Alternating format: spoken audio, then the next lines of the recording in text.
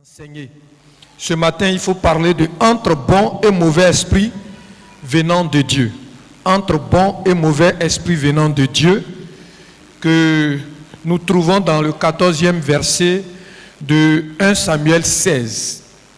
L'esprit de l'Éternel se retira de Saül dans ma version, et celui-ci fut tourmenté par un mauvais esprit envoyé par l'Éternel. On va mettre ce verset dans son contexte et puis essayer d'expliquer pour tirer quelques leçons.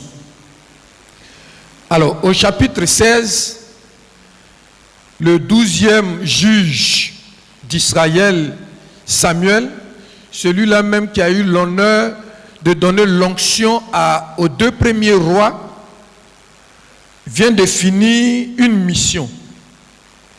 La mission a consisté à ne plus pleurer sur la royauté de Saül parce que Dieu l'a rejeté, mais d'aller à Bethléem et de donner l'onction au futur roi.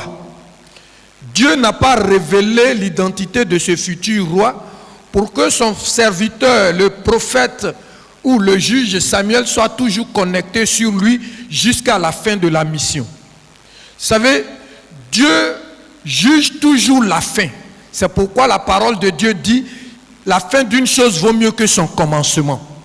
Donc Samuel s'en va à Bethléem et Dieu lui dit tu vas le faire à partir d'un sacrifice. Il convoque la ville parce que tout le monde a eu peur. Quand le prophète arrive, c'est qu'il y a un message de Dieu. Est-ce que ce message est bon? Il dit calmez-vous, venez à un sacrifice. Mais quand il va à ce sacrifice, très rapidement, c'est la maison d'Isaïe. Et dans la maison d'Isaïe, il y a 8 enfants. Les 8 enfants, il y a 7 qui sont présents, qui passent successivement devant le prophète, qu'ils sont rejetés parce que le prophète est connecté à Dieu. Dieu lui dit, c'est pas Abinadab, c'est pas Eliab, c'est pas, jusqu'à ce que les 7 que le Père avait qualifiés comme pouvant être désignés échouent. Et le prophète a demandé, sont-ce là tes fils? Non, il reste un dernier qui fait paître, David. Et la Bible dit que David est très beau. David est un berger. Quand il vient, il reçoit l'onction. Et au verset 13 de ce chapitre 16, il est dit que l'esprit de l'Éternel descend sur David. L'esprit de l'Éternel descend sur David. Pour qu'on comprenne qu'au verset 14, il est dit l'esprit de l'Éternel se retire de Saül.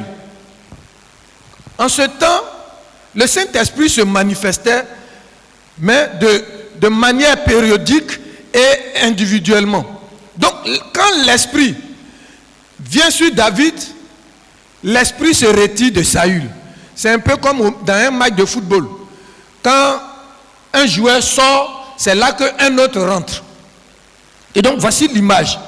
L'Esprit de Dieu se retire de Saül parce que cet esprit a investi David. Et comme la nature a horreur du vide, chez Saül, il y a un vide, alors qui vient, c'est l'esprit mauvais qui entre maintenant en Saül parce que l'esprit de Dieu a quitté. Quand l'esprit de Dieu quitte quelque part, c'est l'esprit mauvais qui règne. Déjà, ce qu'on peut comprendre dans ce schéma. Et quand l'esprit mauvais, que les théologiens, dans les débats théologiques, certains parleront des démons, et d'autres parleront d'un esprit qui n'est pas bien, ou d'autres encore diront une dépression. On sent que Saül n'est plus le même. Saül a perdu les repères. Saül n'a plus le même comportement. Et ça fait que quand cet esprit mauvais commence à agir, dans ma version, on dit Saül est tourmenté. Il se comporte de manière bizarre, mais il est roi. Et ses serviteurs sont autour de lui. Alors ils vont lui faire la proposition pour dire, que bon, comme de temps en temps tu deviens bizarre, tu deviens nerveux, tu insultes tout le monde, alors on va te chercher quelqu'un qui va jouer la musique. Et comme on le dit, la musique adoucit les mœurs. Quand il va jouer, tu vas te retrouver. C'était le médicament pour que Saül soit lucide ou redevienne lucide. Et ce qui me plaît dans ce texte, c'est que on insiste sur Saül. Trouvez-moi donc un homme qui joue bien et amenez-le moi.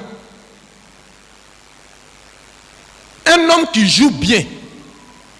Et qui on va trouver? On va trouver David. Donc ça veut dire David joue bien. Mais je vous ai dit, David est joli. Et puis il joue bien. Et quand David rentre dans la maison de Saül, alors qu'il a l'onction royale, ce n'est pas pour être roi déjà. Il a déjà reçu l'onction du plus grand prophète. Mais il rentre dans le palais, pas pour exercer, mais pour jouer un autre rôle afin de continuer d'apprendre à comment un roi se comporte. Voyez, comment Dieu travaille. Il rentre en contact avec Saül. Et comme il joue bien, quand il joue bien, l'esprit mauvais se calme. Je retiens encore une autre leçon. L'esprit mauvais n'aime pas les bonnes choses. L'esprit mauvais n'aime pas les bonnes choses. C'est pourquoi quand il commence à voir de très bonnes choses, l'esprit mauvais s'agite. Voilà. Et il veut empêcher les bonnes choses. C'est pourquoi, écoutez, qu'il y avait une grande chorale extraordinaire, des cultes matinaux. Moi, je suis venu ici, révérend pasteur Baté, je suis venu ici un jour à 5 heures du matin pour faire un temps de prière matinale, 5 heures. Quand je suis rentré dans la cour de l'église, il était 5 heures, le temple était rempli plus que dimanche. Waouh! C'était extraordinaire. La chorale au grand complet, 5 heures du matin. Mais vous pensez que l'esprit mauvais aime ça? Non. Il n'aime pas quand il y a une bonne chorale. Il n'aime pas quand il y a une bonne intercession. Il n'aime pas quand les gens sont réunis. C'est pourquoi nous aussi, on ne doit pas aimer la présence de l'esprit mauvais. Il faut que nous soyons présents pour faire des bonnes choses, pour que l'esprit mauvais quitte notre milieu. Quand David joue, Saül se retrouve. Quand il joue bien, c'est-à-dire que quand nous chantons bien, c'est-à-dire que quand nous prions bien, c'est-à-dire que quand nous vivons la communion fraternelle bien, quand toute notre diaspora adhère à la pensée et nous faisons de bonnes choses, l'esprit mauvais ne peut pas s'installer. Mes frères et mes sœurs, ce n'est pas une invention du mouvement de réveil. Pour dire que on monte, on descend, nous sommes dans le monde spirituel et dans le monde spirituel, il y a le bon et le mauvais esprit. C'est pas où, c'est et. Les deux là sont là. Maintenant, c'est à nous de choisir qui on veut donner le pouvoir dans notre milieu. Si on veut que ce soit le mauvais esprit, il n'y a pas de problème. Il va nous tourmenter. Il va nous poursuivre. Il va nous pourchasser. Mais si nous voulons que ce soit le Saint-Esprit, il va partir. Et l'Esprit de Dieu travaille comme Dieu veut que cet esprit travaille. Dieu n'a pas une conduite linéaire ou mécanique. Ça peut nous choquer, mais c'est ça. Dieu qui a utilisé Samuel, il a oint Samuel pour une mission. Mais regardez, pour les deux rois que Samuel a oint, Dieu n'a pas utilisé la même liturgie. Pour Saül, c'est Saül qui est venu vers Samuel. Et puis lui a donné l'onction. Pour David, c'est Samuel qui est allé vers David. Et puis lui a donné l'onction. Pour l'un, il a utilisé la fiole, c'est-à-dire une bouteille, un flacon. Pour David, il a utilisé la corne. Mais c'est le même Samuel. Mais il a travaillé selon l'inspiration de Dieu, l'orientation de Dieu. Voilà comment l'esprit travaille. Il n'est pas obligé d'aller dans notre direction. Et le même esprit qui rentre sur David.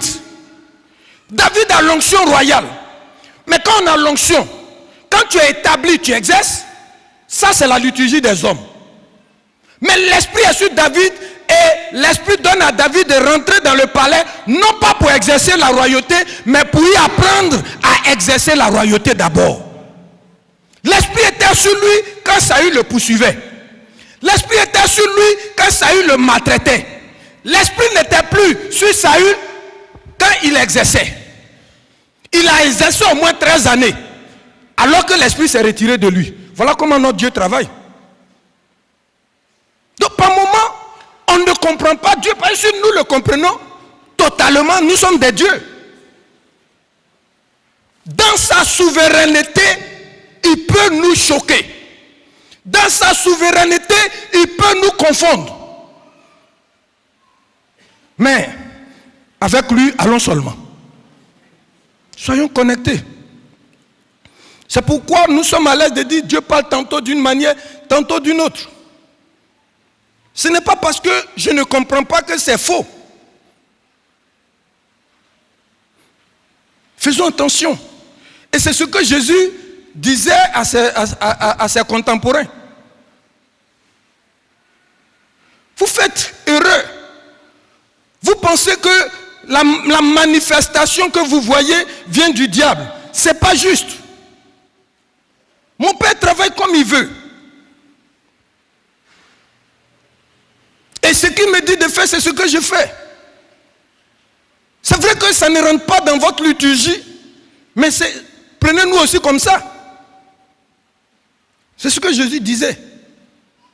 Pour les préparer. Et donc, faites attention. Je paraphrase ce que Jésus dit. Parce que ce que je fais, si ça vient du Saint-Esprit, que vous êtes en train d'insulter le Saint-Esprit, c'est un péché qu'on ne peut pas vous pardonner. Waouh! Quand j'entends ça,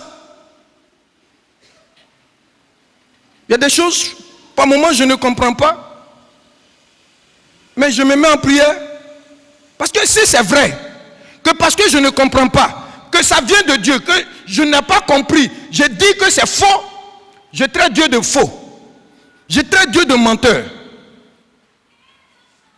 Et ça, peut-être que je ne sais pas que c'est un péché qui ne me sera jamais pardonné. Donc, ça nous montre, Jésus nous montre que dans l'église, il y a des péchés qu'on ne peut pas pardonner. Faisons attention, chers parents. Ça aussi, nous devons le comprendre. Et quand Paul écrit aux Thessaloniciens, au chapitre 5, dans toute la liste de ce qu'on appelle les paroles d'exhortation, du verset 11 jusqu'à vers la fin, au 19e verset, il dit « N'éteignez pas le Saint-Esprit ». Ça, pour nous les théologiens, c'est un impératif injonctif. En gros français, hein, mais c'est impératif injonctif. Parce qu'il y a deux types d'impératifs. Il y a l'impératif optatif et puis il y a l'impératif injonctif. Injonctif, c'est un ordre. C'est un ordre. Ce n'est pas une prière. Donc l'ordre que Paul nous donne, c'est de ne pas éteindre le Saint-Esprit. Mais quand il dit de ne pas éteindre le Saint-Esprit, c'est pourquoi? C'est dit quoi? C'est dit, faisons attention. Parce que le Saint-Esprit a des dons. N'éteignons pas ces dons. La Bible n'est pas pour nous.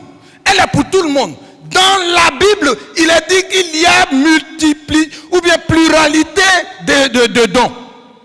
Dons de guérison, dons de ceci, dons de cela. Donc n'éteignez pas. Quelqu'un peut manifester un don de guérison, don de prophétie, don de ceci, don de cela. Mais parce que toi, tu n'as pas encore compris, il y a problème. Non. Il faut le faire. Nous, au niveau du mouvement de réveil, nous continuons l'enseignement. Pour que notre Église ne soit pas stratifiée, ne soit pas défigurée, ne perde pas son identité de méthodiste. Nous suivons la ligne de nos pères dans le ministère. Depuis l'atelier de Ngati, en 93, si j'ai bonne mémoire. Depuis le séminaire pastoral de Cité des Grâces, Nouveau-Koumansi, en 94.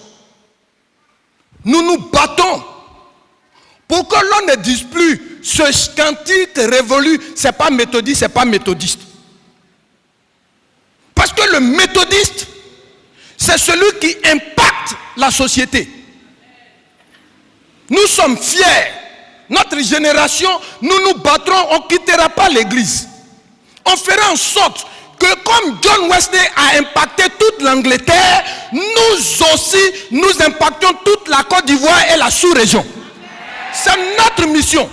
Et pour le faire, nous mettons à disposition du Saint-Esprit pour que le mauvais esprit de division, le mauvais esprit de séparation, le mauvais esprit de la médiocrité sorte de notre église.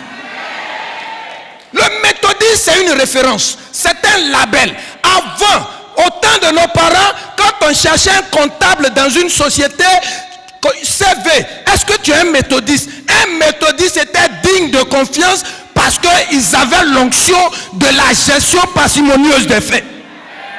Les méthodistes étaient des repères. C'est ce méthodisme-là qu'on veut. Parce qu'ils travaillaient avec le Saint-Esprit. Les méthodistes étaient disciplinés. Au temps de nos parents, il y avait le banc noir dans l'église. On pouvait te mettre sous discipline et puis on te fait asseoir sur le banc noir. Et si on te dit tu es sous discipline pour un an, tous les dimanches tu viens à l'église. Tu t'assois sur le banc noir. Le jour où tu manques, on reprend. Ils n'ont pas quitté l'église.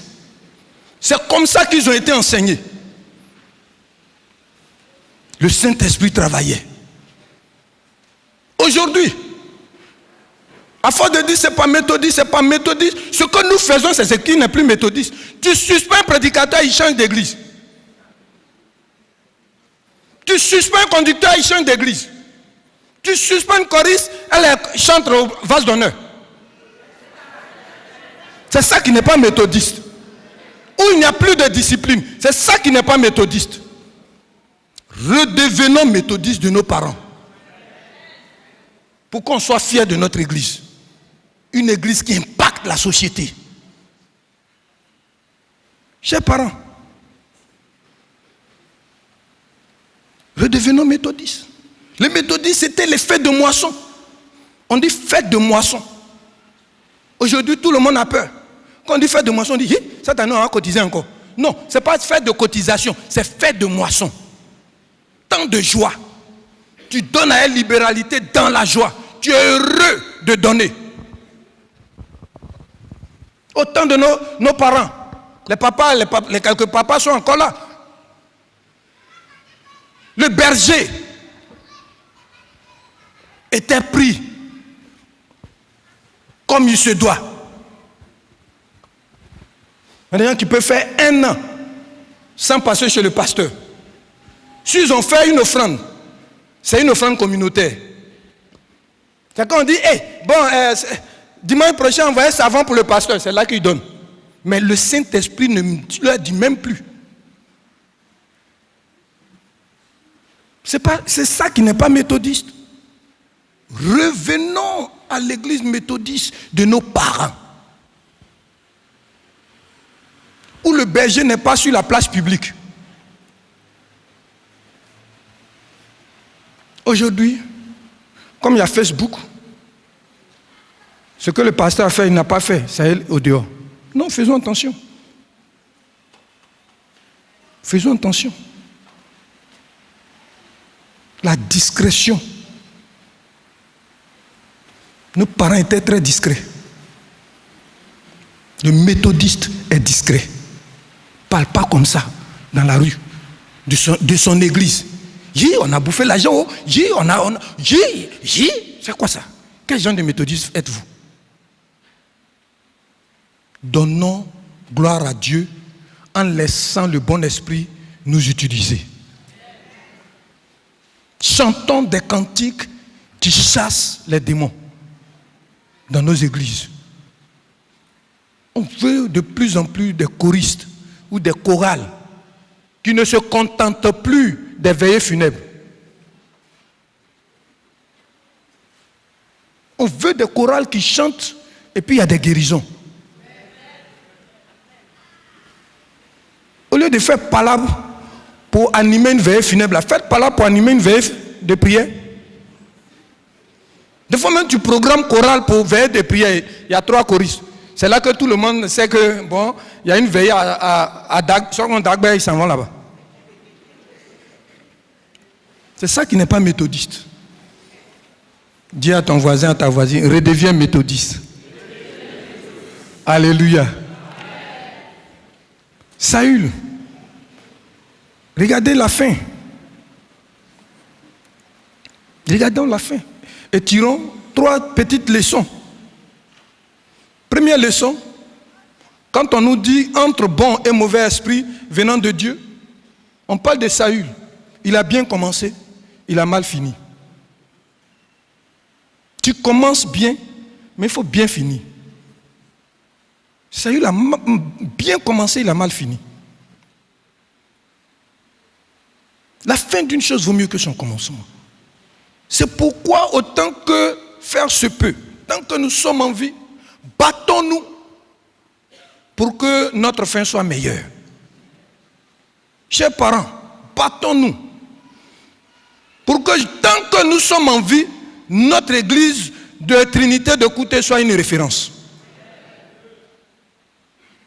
Autant que je peux, je dois me battre pour qu'on parle de mon église Trinité. C'est ça qui doit nous animer. Deuxième leçon. Avec David, on comprend que l'onction, le Saint-Esprit ne dispense pas des épreuves, n'annule pas les épreuves. Il a reçu l'onction, l'Esprit est descendu sur lui, mais il a souffert. Pour que ce pourquoi il a reçu l'onction se réalise. On peut libérer des prophéties, mais ce n'est pas technique, ce n'est pas ici et maintenant. Il y a des prophéties qui peuvent attendre 1 an, d'autres 10 ans. Et tu peux passer par les épreuves. Au point où David même se demandait, mais attends, Samuel là, s'il ne s'est pas trompé. Et son onction même est vraie. Tellement Saül voulait le tuer. Mais ce que Dieu a dit, on monte, on descend, ça se réalisera. Troisième, le mauvais esprit n'aime pas tout ce qui est bon. Donc imposons le bon. Tant qu'il y aura le bon dans nos communautés, le mauvais esprit ne nous divisera pas. Battons-nous pour qu'il y ait une bonne chorale ou bien de bonnes chorales. Battons-nous pour que nos classes méthodistes soient de bonnes classes méthodistes. Battons-nous pour que les prédicateurs, le collège des prédicateurs soit un bon collège. Tant qu'il y aura du bon, le mauvais esprit ne sera pas là. Voilà, de manière ramassée, ce que l'Église voudrait qu'on comprenne. Et nous voulons boucler notre semaine en vous exhortant à être des bons méthodistes jusqu'à la fin.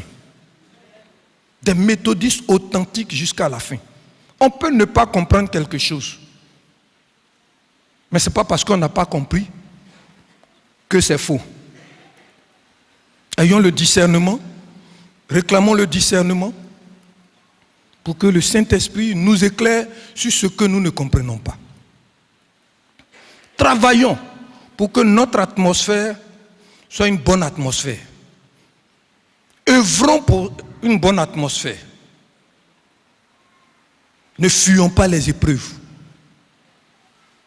Dans l'épreuve, soyons des hommes et des femmes de foi. Que le Seigneur nous y aide au nom de Jésus. Amen.